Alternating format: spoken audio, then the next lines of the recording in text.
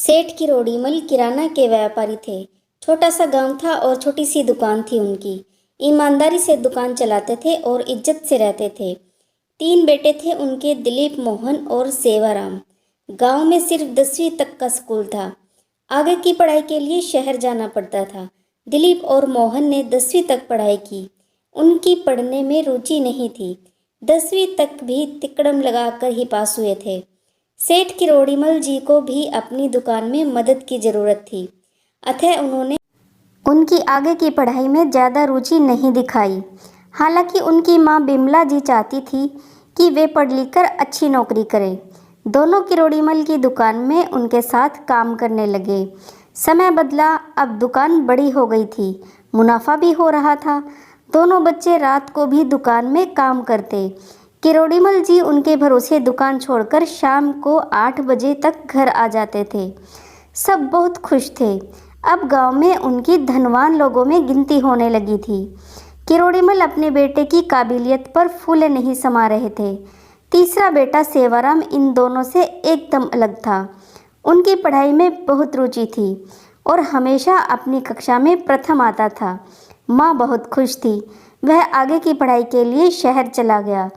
उसकी पढ़ाई के लिए पैसे भेजते थे तो किरोड़ीमल के बेटों को बहुत अखरता था। वे हमेशा कहते थे, पापा, सेवाराम शहर में पता नहीं क्या गुलछर्रे उड़ा रहा है। देखना, किसी दिन आपका नाम डुबो कर रखेगा। माँ हमेशा कहती कि वह पढ़ाई कर रहा है, उसके रहने, खाने, कॉपी किताबों, फीस में पैसा लगता होगा। तुम तो पढ़े नहीं जो तुम्हें पता चले। देखना, वह पढ़ लिख कर बहुत कुछ बन जाएगा तो परिवार का नाम रोशन करेगा। मगर दिलीप और मोहन को उसके लिए पैसे भेजना रास नहीं आ रहा था। वे अपने पिता के हमेशा कान भरते रहते थे, पापा, देखना, शहर की हवा लगेगी और वह हमारे परिवार का नाम डुबो कर रखेगा। रोज रोज एक ही बात सुनने पर पिता पर भी उनकी बातों का असर होने लगा और उन्होंने सेवाराम से कहा कि अब वे और पैसा नहीं भेजेंगे। तुमने 12वीं पास कर ली है, अब आ जाओ और घर की दुकान है, आकर दुकान संभालो।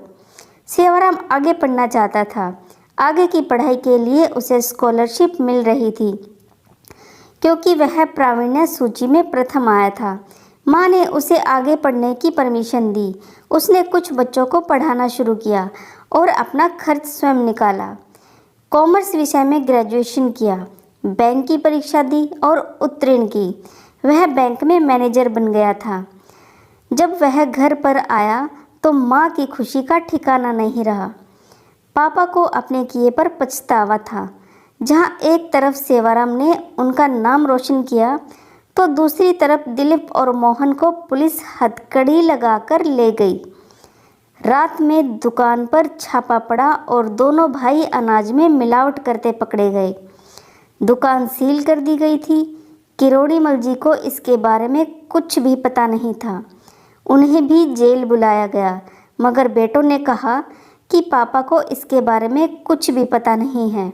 फिर किरोड़ीमल की लोगों के बीच इतनी साख थी कि उन्हें छोड़ दिया गया। किरोड़ीमल को इस बात का बहुत सदमा लगा और उन्होंने बिस्तर पकड़ लिया। वे बस यही कह रहे थे कि जिन बेटों पर मैंने इतना भरोसा किया, उन्होंने मेरा नाम डुबो दिया। बुढ़ापे में मुझे इतना बड़ा झटका दिया है कि मैं किसी को मुंह दिखाने लायक नहीं रहा। और कुछ समय बाद वो इस दुनिया को अलविदा बोलकर चले गए। तो दोस्तों, ये विश्वास की कहानी आपको कैसी लगी कमेंट करके ज़रूर बताएं। कहानी अगर पसंद आई हो तो वीडियो को लाइक, शेयर और सब्सक्राइब करना बिल्कुल ना भूलें। कहानी सुनने के लिए आपका बहुत बहुत धन्यवाद।